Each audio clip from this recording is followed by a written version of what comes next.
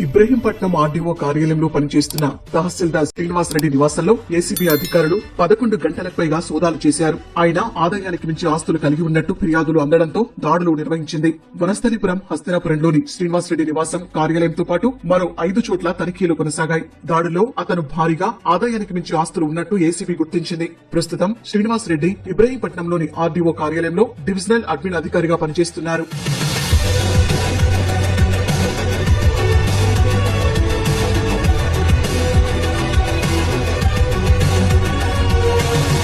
ACB సోదాల్లో Karman ghat లో 2 ప్లాట్లు, 233 చదరపు గజాల్లో 3 అంతస్తుల భవనం, రంగారెడ్డి జిల్లా యాచారంలో 10.8 ఎకరాల వ్యవసాయ భూమితో పాటు శ్రీనివాస్ రెడ్డి తన కుమారుడి పేరిట ఓ బార్ లో 86 లక్షల రూపాయలు పెట్టుబడి పెట్టినట్టు ఏసీబీ గుర్తించింది. ఇంట్లో 4 లక్షల రూపాయల నగదు, 6 బ్యాంకు ఖాతాల్లో 8.60 లక్షల నగదు, దాదాపు కిలోకు పైగా బంగారం, 3 కార్లు, 3 ద్విచక్ర వాహనాలు, ఇంట్లో 11 లక్షల రూపాయల విలువ చేసే ఎలక్ట్రానిక్ ఉపకరణాలను అధికారులు గుర్తించారు. శ్రీనివాస్ రెడ్డిని అదుపులోకి తీసుకున్న ఏసీబీ అధికారులు ఉదయం కోర్టులో హాజరుపరచనున్నారు.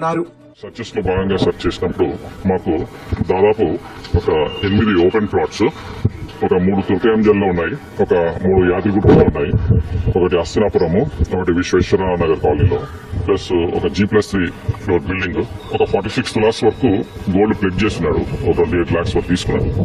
మిగతా 680 grams గోల్డ్ ఇంట్లో మరియు లాకర్ లో కలిపి మాకు దొరికిందండి. So total all worth nearly 6,66 లక్షల రూపాయల వరకు వస్తుందండి. ఇది ఆన్ రికార్డ్ లో వచ్చింది.